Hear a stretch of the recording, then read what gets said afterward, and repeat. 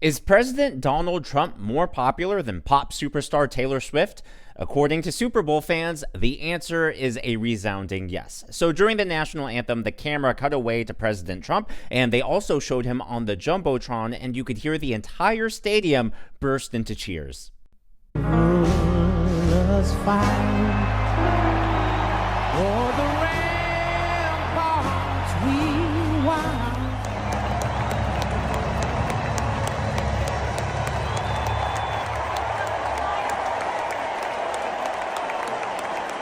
What a difference compared to the chants of "Let's go Brandon" and "F Joe Biden" that we've heard over the last 4 years. Turns out if you actually care for the American people, work for them, and deliver on your promises, they'll cheer for you, they'll root for you. Well, when they showed Taylor Swift on the Jumbotron, it was a completely different story, as you're about to hear.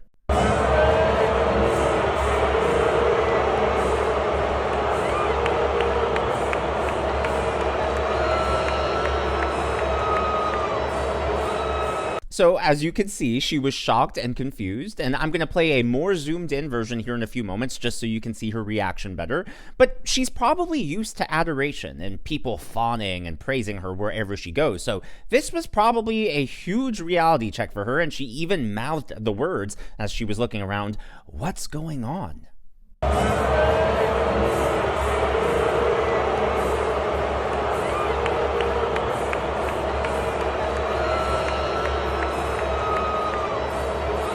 Don't forget that Taylor Swift was one of the first celebrities to endorse Kamala Harris in the 2024 election. Now, former DNC Finance Chair Lindsay Lee recently revealed that many celebrities were paid to endorse Kamala Harris. From Beyonce to Cardi B to Oprah, they all received financial compensation for their support. So that leads me to wonder and ask, was Taylor Swift paid to endorse Kamala Harris too? Or was that a genuine, organic endorsement?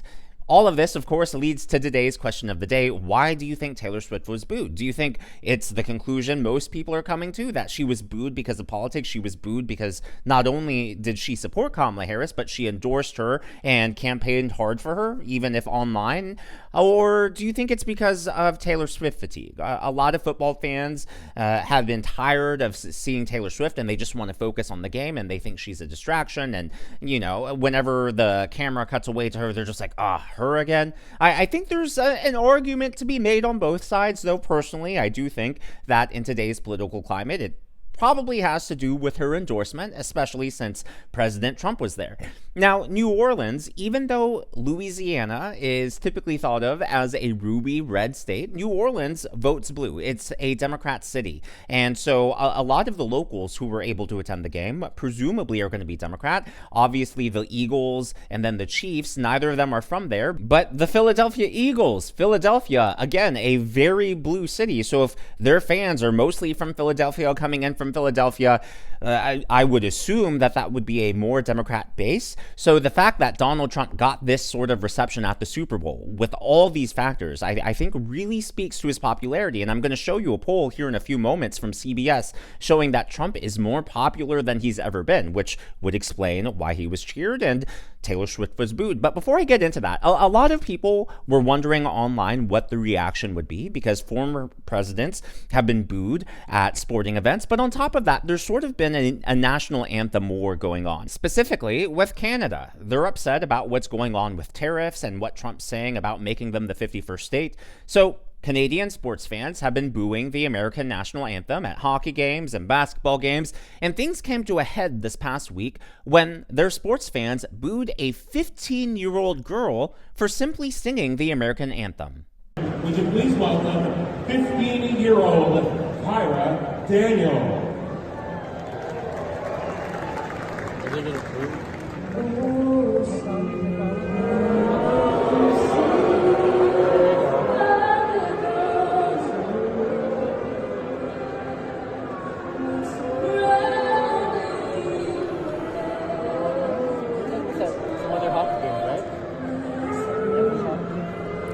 Not a good look. Look, I get it if you're upset about what's going on politically, but I don't think it's appropriate to take it out on a 15-year-old girl. Hopefully she's resilient and hopefully she has a good support system around her explaining what happened, why it happened, and that It's not about her personally. It's just people are upset about what's happening on a political level. And to me, it's really sad that sports fans decided to take it out on a minor, on a child. Now, before we get back to the Super Bowl, because something just happened during the halftime show, I want to show you this clip of Justin Trudeau caught on a hot mic admitting that he believes that Donald Trump's threat to make Canada the 51st state is real.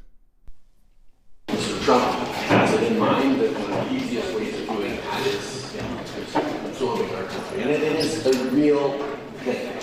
And it is a real thing. So as you heard there, Justin Trudeau is taking it seriously. But obviously, none of us knows what's going to happen. None of us knows what's going on in Donald Trump's mind.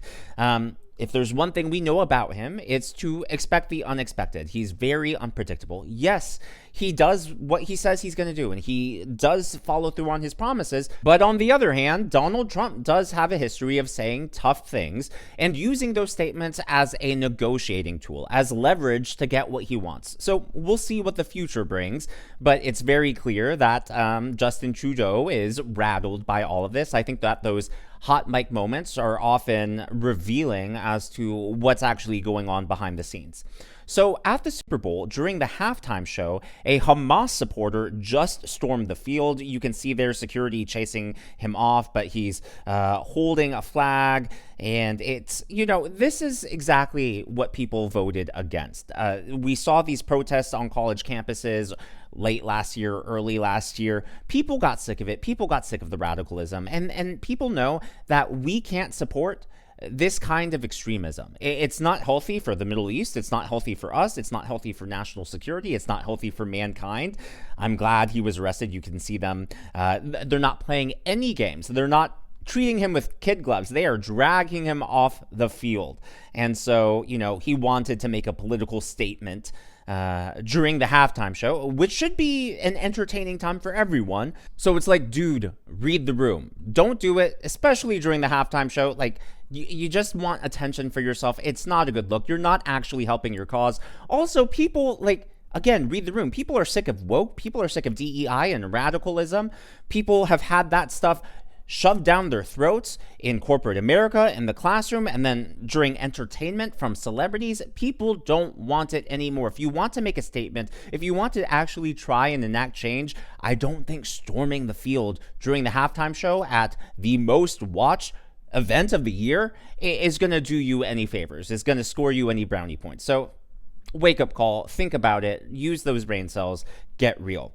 Well, the same time while that was happening, a few fans were outside of the arena. It's unclear whether they were had left the game because it's looking to be a landslide, or if they were just outside because they couldn't get in, couldn't afford tickets. But people were actually burning Kansas City Chiefs jerseys, and while they were doing so, they were chanting F Taylor Swift.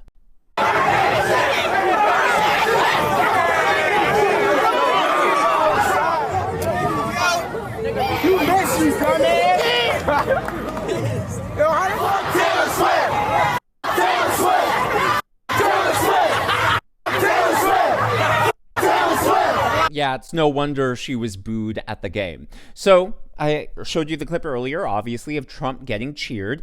That should not be a surprise because Trump is enjoying the highest approval ratings he's ever enjoyed while he's been president. And believe it or not, this is not coming from Fox News. It's not coming from Breitbart or OAN or Right Side Broadcasting. This poll comes courtesy of CBS and YouGov. Our CBS poll finds that a majority of Americans, 53%, approve of the job he's doing. That's a better approval number than he ever reached during his first term in the White House. Joining us with more is our Executive Director of Elections and Surveys, Anthony Salvanto. Good to see you, Anthony. What's driving this? I will keep it simple, Margaret. He's doing, in the eyes of the public, what he said he would do in the campaign. There's political value in that. In fact, 70% of people say he's doing what he promised. That's whether they approve of him or not. Now, there's another part of this that continues over from the campaign. There were words that he was described as being tough, being energetic, and he still is today in big majority numbers. So as people take a look in these first few weeks, there's been a lot of activity. They're getting that general sense of governance, and that's being reflected in these early numbers. So that's perception. What about the actual policies? Well, let's start with the ones that are popular. And again, these echo a lot of what we saw in the campaign. The idea of deporting those in the country illegally continues to be popular. We saw that in the campaign. Sending troops to the U.S.-Mexico border, again, majority in favor. We'd seen that in the campaign. For his supporters in particular, the focus on ending DEI is popular. We had seen in the campaign a lot of them thought those processes had gone too far. What's particularly notable is that all of those approval numbers, whether it's the aggregate or the specific issues or the words used to describe him, they're all higher than his popular vote victory. So that suggests to me that Trump is winning over independents during his second term, and even some Democrats. There have been a ton of videos online, especially on TikTok, of Democrat voters who voted for Kamala Harris saying that they regret their vote, and now seeing what Trump is doing, they're supporting him, and they're looking at him with an open mind and not prejudging his second term. So there has been a vibe shift, so to speak. The joy is definitely gone. The joy. Nothing wrong with real joy, but we don't want manufactured joy, if you know what I'm saying. We don't want Joy Reid or Joy Behar. Well, Trump was cheered. Trump was cheered. Trump was cheered. I just need to say that 3 times. I know you know this because it's in the title of the video. It's the first clip I showed. But on TikTok and on Instagram, Democrats are already sharing manipulated reels. Now, before I show you this clip to you, because once I point out what's wrong with it, you'll be able to identify how these are getting manipulated and getting shared online. I've already seen about 4 or 5 of these. I'm just going to show you one. But the way you can tell it's manipulated is I want you to listen to the audio track. So what I'm about to show you, it's going to show different clips. And then it'll show a clip of Trump on the field and then Trump in the stands. Well, first of all, it's not even the right clip of Trump in the stands, so they didn't even pull it from the Super Bowl. Second of all, if you're showing 2 different clips, there should be a change in audio. So the fact that the audio remains all the way through, even though there's a time jump, tells you that this has been manipulated. Here is a clip, just one of the many of Democrats. This already has about 1.5 million views. Democrats claiming that Trump was booed at the Super Bowl.